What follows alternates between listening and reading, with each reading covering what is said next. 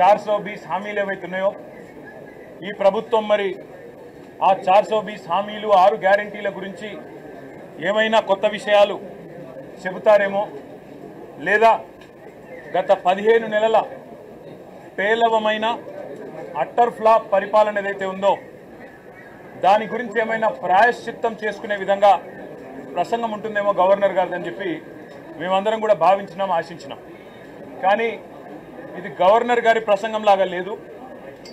ఒక మాటలో చెప్పాలంటే గాంధీ భవన్లో కాంగ్రెస్ కార్యకర్తల ప్రెస్ మీట్ లాగా ఉంది తప్ప గవర్నర్ గారి ప్రసంగం లాగా మాత్రం లేదు.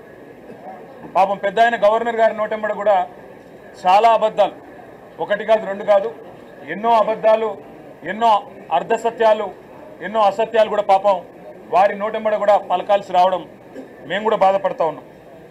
కాంగ్రెస్ సర్కారు యొక్క ఘోర వైఫల్యం వల్ల ఈరోజు రాష్ట్రంలో రైతాంగం ఆందోళనలో ఉంది. ఎక్కడికక్కడ పంటలు ఎండిపోతున్నాయి.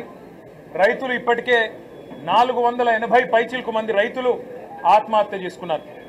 వాళ్లకు కనీసం ఒక్క మాట, వాళ్లకు సాంత్వన చేకూర్చే మాట, వాళ్లకు ఉపశమనాన్ని ఇచ్చే మాట, వాళ్ళకు భరోసానిచ్చే ఒక్క మాటనన్న గవర్నర్ నోటెంబడి వస్తుందేమో.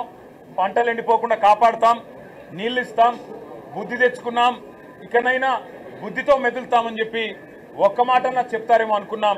ఒక్క మాట కూడా వారి నోటెంబడ రాలేదు.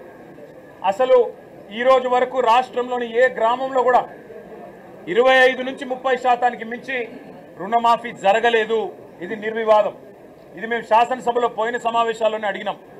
ముఖ్యమంత్రి గారు సొంత ఊరికి పోదామా, సొంత నియోజకవర్గానికి పోదామా, ప్లేసు, డేటు, టైము మీ ఇష్టం, ఊరు కూడా మీ ఇష్టం. ఒక్క ఊళ్ళే 100% రుణమాఫీ అయితే మేమందరం రాజీనామా చేసిపోతామని చెప్పి కూడా చెప్పినాం. కానీ మళ్ళీ ఈరోజు గవర్నర్ గారి నోటెంబడ రుణమాఫీ అయిపోయింది, లక్షలాది మంది రైతులు సంతోషంగా ఉన్నారు అని చెప్పి అబద్ధాలు చెప్పించి గవర్నర్ గారి స్థాయిని కూడా దిగజార్చి ఈ కాంగ్రెస్ ప్రభుత్వం మళ్ళొక్కసారి తన భ్రష్టత్వాన్ని, తన నీచత్వాన్ని బయటపెట్టుకుంది. పెట్టుబడి సాయం అందని రైతులు రుణమాఫీ కాక, పెట్టుబడి సాయం జరగక, కేసీఆర్ గారి టైంలో ఉండే రైతు బంధును కూడా కనీసం అమలు చేసే పరిస్థితి లేక ఆగమాగమైపోతుంటే ఇవాళ రైతు బంధు మొత్తం అందింది. అది మాత్రమే కాకుండా రైతు కూలీలకు కూడా సాయం చేస్తున్నామని చెప్పి గవర్నర్ గారి నోటెంబడ ఇవాళ అబద్ధాలు చెప్పించడం అంటే గవర్నర్ గారికి కూడా అవమానం. ఇది వారు కూడా గుర్తించాలని చెప్పి కూడా మేము కోరుతా ఉన్నాం. సాగునీటి సంక్షోభం రోజు రోజుకు తీవ్రమవుతా ఉంది. కేవలం కేసీఆర్ గారి మీద గుడ్డి ద్వేషంతో, మా పార్టీ మీద గుడ్డి కోపంతో అక్కడ మేడిగడ్డను రిపేర్ చేయకుండా 15 నెలలు ఎండబెట్టడం వల్ల ఇవాళ మొత్తం గోదావరి పరివాహక ప్రాంతంలో ఎండిపోతున్న ప్రతి ఎకరా పంటకు బాధ్యత తీసుకోవాల్సింది రేవంత్ రెడ్డి అనే ఈ ముఖ్యమంత్రి.